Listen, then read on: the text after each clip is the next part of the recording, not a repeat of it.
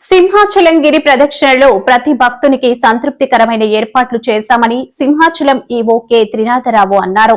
దూర ప్రాంత ప్రజలు ఇప్పటికే తొలి పావంచ వద్దకు చేరుకుని కొబ్బరికాయలు కొట్టి 32 కిలోమీటర్లు గిరి ప్రదక్షిణ ప్రారంభించారని తెలిపారు.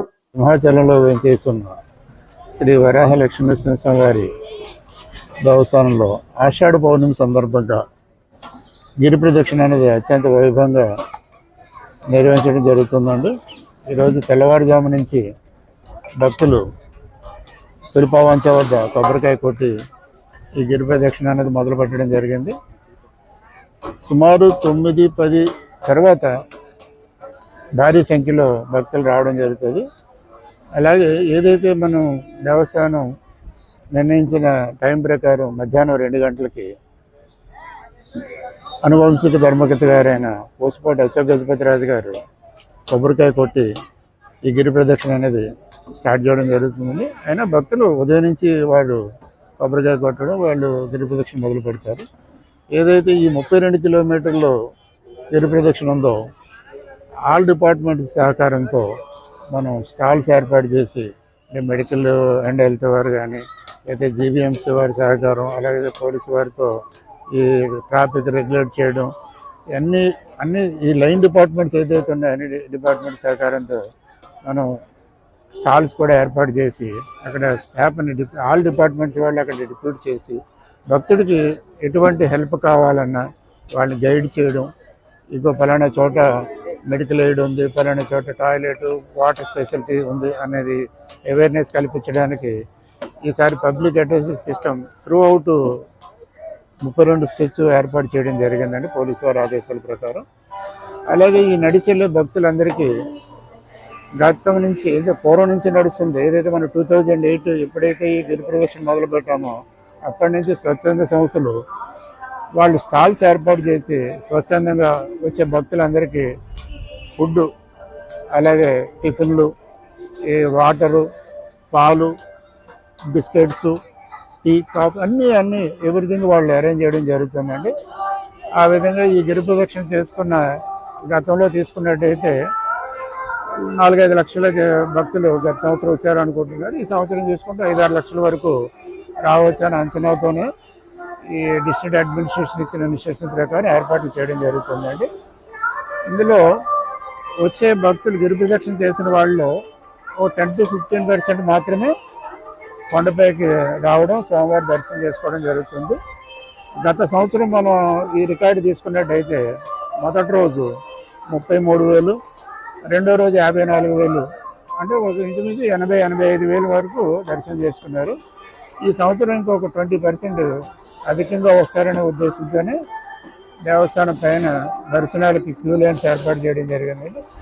ఈసారి ప్రత్యేకంగా ఏంటంటే సర్వదర్శనం అనేది పూర్వం ఒకే లైన్ ఉండేది, ఇప్పుడు 2 లైన్లుగా విడగొట్టి భక్తుడికి దూరాన్ని తగ్గించి తొందరగా ఏంటంటే 32 కిలోమీటర్లు నడిచి అలసిపోయి వస్తారు, త్వరితగతిన వాళ్ళకి దర్శనం కావాలనే ఉద్దేశంతో సర్వదర్శనం కూడా 2 క్యూలు ఏర్పాటు చేసి దూరం తగ్గించి తొందరగా దర్శనం అయ్యి ఏర్పాటు చేయడం జరిగింది.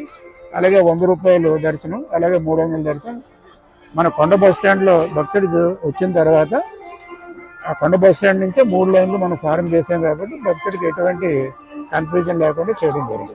మాధవదారిలో రౌడీ షీటర్ లోహిత్ హత్యకు సంబంధించి సిసి ఫుటేజ్ వెలుగులోకి వచ్చింది. సాంస్కృతిక కార్యక్రమాలు జరుగుతున్న స్టేజ్ వెనుక ఘర్షణ జరిగింది. మాస్క్ వేసుకుని వెళ్తున్న లోహిత్ ను ప్రత్యర్థి ఈడ్చుకెళ్లినట్లు వీడియోలో స్పష్టంగా కనిపిస్తుంది.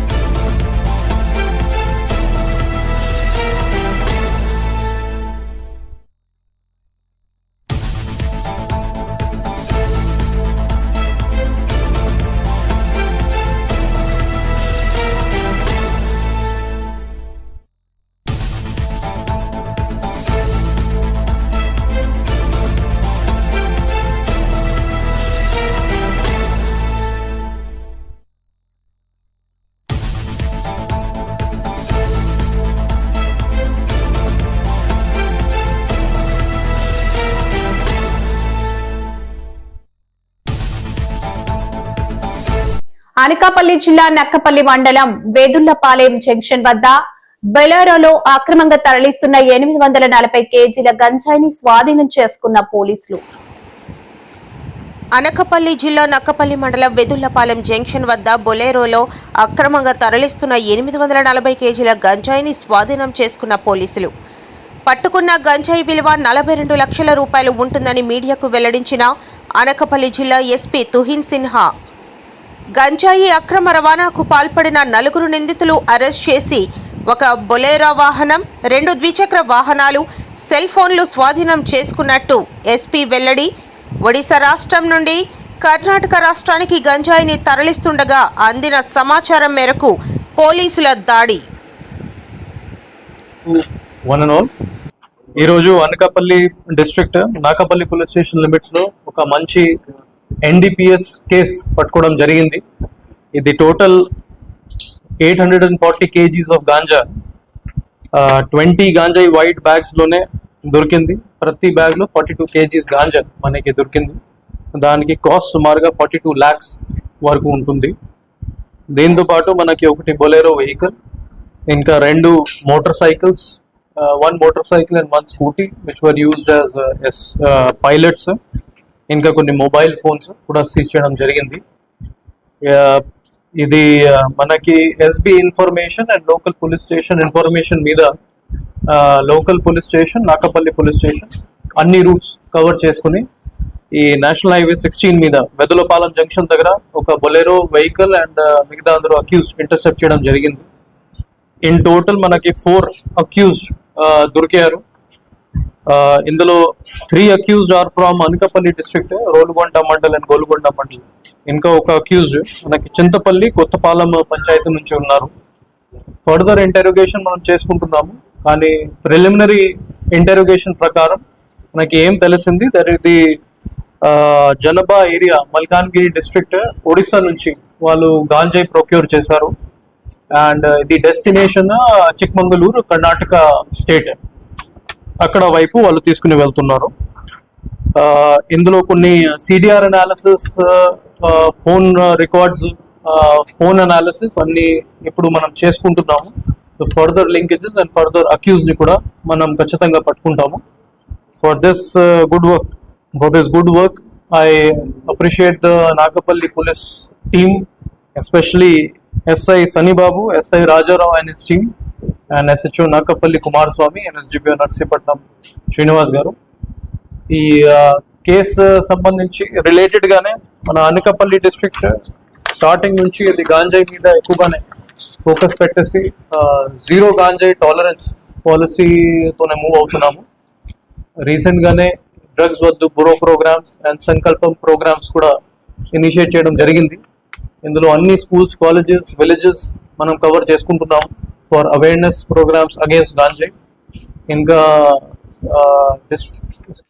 వైసీపీ నేతలు మహిళలను కించపరిచేలా మాట్లాడితే సహించేది లేదని శాసన మండలిలో చీఫ్ విప్ పంచమర్తి అనురాధ అన్నారు. నియోజకవర్గంలో ప్రసన్న కుమార్ రెడ్డి చేయలేకపోయిన అభివృద్ధిని ప్రశాంతి రెడ్డి చేస్తుంటే చూసి ఓర్వలేక ఇష్టం వచ్చినట్లు మాట్లాడుతున్నారని విమర్శించారు. గెలిపించుకున్నారు. గెలిచిన దగ్గర నుంచి నియోజకవర్గంలో అందరికీ, ముఖ్యంగా మహిళలకి దగ్గరయ్యారు. అనేక కార్యక్రమాలు చేస్తూ ఉన్నారు. చంద్రబాబు నాయుడు గారు ఏవైతే సంక్షేమ కార్యక్రమాలు ప్రవేశపెట్టారో వాటన్నిటినీ తూచా తప్పకుండా తన నియోజకవర్గంలో అమలయ్యేటట్టు అన్ని రకాలుగా శ్రమ పడతా ఉన్నారు. అంతేకాకుండా తన సొంత ట్రస్ట్ ద్వారా విద్య, వైద్యం అందరికీ అందే విధంగా తను చేయగలిగినంత సేవ ఆవిడ చేస్తూ ఉన్నారు. ఇవన్నీ చూసి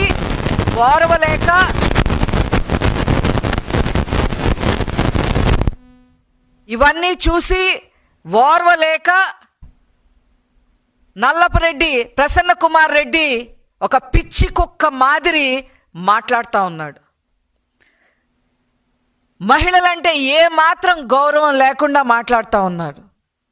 అతను ఒక ఊసరు వెళ్ళి అని అక్కడున్న నెల్లూరు ప్రజలకి, ముఖ్యంగా మహిళని ఏం మాట్లాడితే మానసికంగా కుంగిపోతుందో ఆ విధంగా మాట్లాడతాం.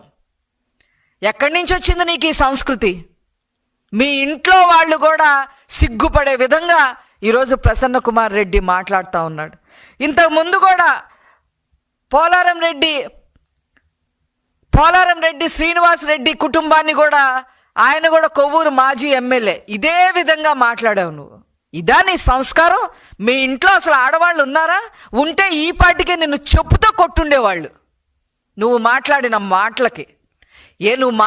మాటలకి అదిరి బెదిరిపోతారని చెప్పి నువ్వు అనుకుంటున్నావా?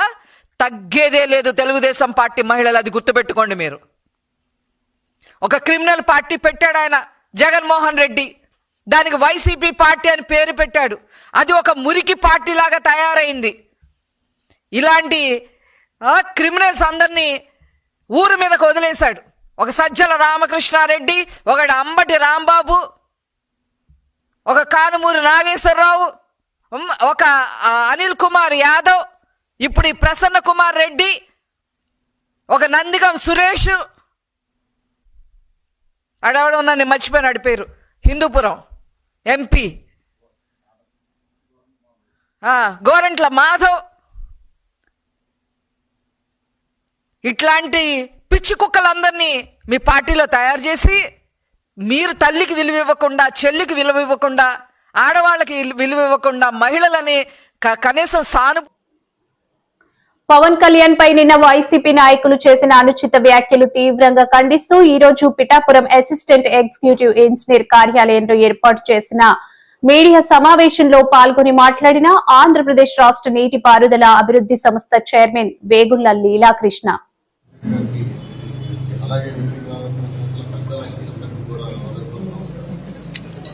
ముఖ్యంగా మీరు ఒకటి గమనించాలి, ఇప్పుడు పెద్దలందరూ అన్ని విషయాలు, నానాజీ గారు కానీ బాబు గారు కానీ అన్ని విషయాల్లో క్లియర్ గా నరేంద్ర శ్రీనివాస్ గారు పొలంకషంగా చెప్పారు. మీరు ఒక్కసారి పెద్దలందరూ దయచేసి గమనించాలి. మన జగన్మోహన్ రెడ్డి మొట్టమొదటిసారిగా బయటకు వచ్చి అనంతపురం వెళ్ళాడు. అనంతపురంలో హెలికాప్టర్ డ్రామా కట్టారు. హెలికాప్టర్ డ్రామా, అనంతపురంలో హెలికాప్టర్ డ్రామా, తర్వాత పొదిల్లో డ్రామా, రాళ్ళు వేయించుకుని పొదిల్లో డ్రామా, తర్వాత మళ్ళీ వచ్చి ఒక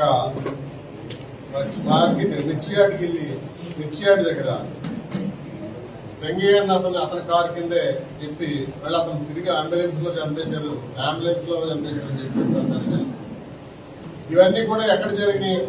ఆయన ఒక డ్రామా క్రియేట్ చేయాలి. ఈ రాష్ట్రంలో సజావుగా పవన్ కళ్యాణ్, చంద్రబాబు నాయుడు గారు, పవన్ కళ్యాణ్ గారి నాయకత్వంలో పరిపాలన చాలా సజావుగా సాగుతూ ఉంది. ఈ సాగుతున్న పరిణామంలో మనం ఎక్కడో చోట ఏదైనా ఒక వివాదం క్రియేట్ చేసి కుల రాజకీయాలు, రక్త రాజకీయాలు తీసుకురావాలన్నదే ఆయన ప్రధానమైన అజెండా. ఆ 3 చోట్ల కూడా విఫలమయ్యాడు. అదే పరిస్థితి మన కోస్తాలో తీసుకురావాలి అంటే కోస్తాలో రెచ్చగొట్టే ద్వారంలో రెచ్చగొడతామని చెప్పి ఆయన ఒక పథకం ప్రకారం వీళ్ళకి కేవలం పిఠాపురం పంపిస్తే జన సైనికులందరూ కూడా కోపోద్రేకాలకి లోనవుతారు, లోనైతే వాళ్ళ మధ్యన గొడవలు పెట్టచ్చు అని చెప్పి ఒక రకమైన దుర్బుద్ధితో ఈ రకమైన పిఠాపురం పంపించి మీటింగ్ పెట్టించడం జరిగింది. వచ్చా గారికి తెలియదు. గతంలో మీరు ఒకసారి గమనించాలి. ఇప్పుడు బాబు గారు చెప్పారు, ఎవరి చేత తిట్టిస్తాడు ఆయన? పేరు నాని గారి చేత, అంబటి రాంబాబు గారి చేత, జక్కంపూడి రాజా గారి చేత, ఎవరైతే కాపు నాయకులో మా పవన్ కళ్యాణ్ గారిని తిట్టమన్నారు, చంద్రబాబు నాయుడు గారిని కమ్మ నాయకులు తిట్టమన్నారు. నిన్న ఒక లేడీ ఎమ్మెల్యే, తెలుగుదేశం పార్టీ ఎమ్మెల్యేని, ఒక రెడ్డి ఎమ్మెల్యే, మాజీ శాసనసభ్యుడు ఎంత చండాలంగా మాట్లాడాడో మీరు ఒకసారి చూసారు. దానికి మా నాయకుడు పవన్ కళ్యాణ్ గారు కూడా ఖండించారు. వాళ్ళు కేవలం ఏమీ చేయలేక ప్రజల మధ్యన వైపు ఏదైతే విభేదాలు సృష్టించాలని చెప్పి కుట్రపూర్వకంగా ఏదైతే పవన్ కళ్యాణ్ గారి వెంట మొత్తం కాపు సామాజిక వర్గం పవన్ కళ్యాణ్ గారు అందరూ కూడా పవన్ కళ్యాణ్ గారి నాయకత్వాన్ని ఒప్పుకుంటా ఉన్నారో దాన్ని పాడు చేయాలి. ఒక సమిష్టి కుటుంబాన్ని దెబ్బకొట్టాలి. ఆ దెబ్బకొట్టడం కోసం రాజాలాంటి వాళ్ళని, లేకపోతే కాశీట్ రాజా, లేదా సీనియర్ నాయకుడైన బొత్స, వీళ్ళందరినీ కూడా ఇక్కడికి పిఠాపురం మీద రెచ్చగొడితే ఈ రాష్ట్రం కూటమి ప్రభుత్వంలో మామిడి రైతులు కన్నీరు పెడుతున్నారని మాజీ సీఎం వైఎస్ జగన్మోహన్ రెడ్డి విమర్శించారు. కేజీ మామిడి 2 రూపాయల. ఇదేం దారుణం? మా ప్రభుత్వం హయాంలో 29 రూపాయలకు కొన్నామని జగన్ అన్నారు. బాబు గాడిదలు కాస్తున్నారా అని జగన్ ఫైర్ అయ్యారు. అయ్యా చంద్రబాబు, మీ పుణ్యాన పరిస్థితి ఏమిటి అంటే ఈరోజు రైతులకే ఒక్కరికి కూడా గిట్టుబాటు ధర రాని పరిస్థితి. పక్కన కర్ణాటకలో 16 రూపాయల కేజీకి అక్కడే జనతాదళ నేత కేంద్ర మంత్రి కుమారస్వామి అడిగితే కేంద్ర ప్రభుత్వం 16 రూపాయలకు కొనుగోలు చేయడానికి ముందుకు వచ్చిందట. ఈ 16 రూపాయలు కూడా కేంద్ర ప్రభుత్వం కొనుగోలు చేయడానికి ముందుకు వచ్చింది కూడా మంచి రేటని కాదు, అని చెప్పి ఆ 16 రూపాయలు కూడా కేంద్ర ప్రభుత్వం కర్ణాటకలో కొనుగోలు చేయడానికి వచ్చేదానికి అక్కడ వాళ్ళు చర్యలు తీసుకుంటే మరి చంద్రబాబు నాయుడు గారి ప్రభుత్వం ఏమి గాడిదలు కాస్తామని అడుగుతామన్నారు. ఇదే చంద్రబాబు నాయుడు గారు గట్టిగా ప్రశ్నిస్తూ అడుగుతా ఉన్నా. జిల్లాలో 6,45,000 టన్నులు 6,45,000 మెట్రిక్ టన్నుల దిగుబడి వస్తుంది. 2,20,000 ఎకరాలలో పంట పండుతుంది. 76,000 మంది రైతులు వ్యవసాయం చేస్తూ మామిడి మీద బతుకుతారు. ఈ 76,000 కుటుంబాలకు చంద్రబాబు నాయుడు గారు ప్రభుత్వం వచ్చిన తర్వాత ఎంతమందికి 12 రూపాయలు కేజీ వచ్చింది అని అడుగుతా ఉన్నా. వైఎస్ఆర్సీపీ ప్రభుత్వ హయాంలో 7 సంవత్సరం కూడా 29 రూపాయలు కేజీ రైతులు అమ్ముకున్న పరిస్థితి నుంచి ఈ రోజు చంద్రబాబు నాయుడు గారి ప్రభుత్వంలో రైతులకు కనీసం 12 రూపాయలు కూడా ఇప్పించలేని పరిస్థితిలో చంద్రబాబు నాయుడు గారు ఉన్నారు అని అంటే చంద్రబాబు నాయుడు గారు ఎంత దయనీయమైన పరిస్థితిలో ఉన్నాడని అర్థం చేసుకోవచ్చు. ఇదే చంద్రబాబు నాయుడు గారు ఆ 12 రూపాయలు కూడా ఇవ్వలేక ఇప్పించే పరిస్థితి లేక ఇదే చంద్రబాబు నాయుడు గారు రైతులను నడుగోడు రైతులకు ఇవాళ 2,3 రూపాయలకు ఇవాళ మార్కెట్ యార్డులో ఇవాళ రాంపూర్ దగ్గర ఇవాళ కొనుగోలు చేసే కార్యక్రమం జరుగుతాయి. ఫ్యాక్టరీ దగ్గర కూడా జగన్ ఇవాళ వస్తా ఉన్నారు కాబట్టి జగన్ వస్తున్నారు అని చెప్పి 3 రోజుల నుంచి 6 రూపాయలు ఇస్తాము అని చెప్పి మెసేజ్లు పెడతా ఉన్నారంట. మీరు అడుగుతా ఉన్నారు, అయ్యా చంద్రబాబు, రైతులకు కనీసం కూటమి ప్రభుత్వం విశాఖను డ్రగ్స్ కు క్యాపిటల్ గా మార్చేస్తుందని మండిపడ్డారు. మాజీ మంత్రి గూడివాడ అమర్నాథ్ కూటమి నేతల అండదండలతో డ్రగ్స్ కల్చర్ విశాఖ మహానగరంలోకి ప్రవేశించింది. విశాఖ నగరాన్ని డ్రగ్స్ కి అడ్డాగా మార్చేశారు అని అమర్నాథ్ విమర్శలు గుప్పించారు. నాకు వైఎస్ఆర్ కాంగ్రెస్ పార్టీ నాయకులన్నా కార్యకర్తలన్నా ఆ పార్టీకి ఓటేసినటువంటి వారన్నా వారికి ఏ రకమైనటువంటి పనులు చేయను. నేను ఓన్లీ తెలుగుదేశం పార్టీకి ఓటేసినటువంటి వారికి మాత్రమే పనిచేస్తానన్నటువంటి పొలిటికల్ గవర్నెన్స్ ఒక పక్క నడుస్తూ ఉన్నటువంటి మాట మన అందరికి కూడా తెలుసు. ఇప్పుడు కొత్తగా గంజాయి గవర్నెన్స్, కొకైన్ గవర్నెన్స్ కూడా వచ్చేసింది రాష్ట్రంలో. కేవలం మాటల వరకు అధికారంలోకి వచ్చిన దగ్గర నుంచి గంజాయిని, డ్రగ్స్ని పూర్తిగా ఈ రాష్ట్రం నుంచి లేకుండా చేస్తాను, ఎక్కడా కనబడనివ్వకుండా చేస్తాను అని చెప్పి సూక్తులు చెప్పినటువంటి రాష్ట్ర ముఖ్యమంత్రి, హోంమంత్రి, మిగిలినటువంటి ఆ పార్టీకి చెందినటువంటి నాయకులు ఈరోజు రాష్ట్రంలో ఉన్నటువంటి డ్రగ్ కల్చర్ ఏ రకంగా పేటరేగిపోతుందో అనేటువంటిది ఈ మధ్యకాలంలో మనం చూస్తూ ఉన్నాం. ఆ రోజు జగన్మోహన్ రెడ్డి గారు విశాఖపట్నాన్ని ఎగ్జిక్యూటివ్ క్యాపిటల్గా చేస్తానని చెప్పి దేశంలో ఉన్నటువంటి ప్రముఖ నగరాలతో ధీటుగా ఈ ప్రాంతాన్ని అభివృద్ధి చేస్తానని చెప్పి ఈ ప్రాంతానికి ఒక గుర్తింపును తీసుకొస్తానని చెప్పి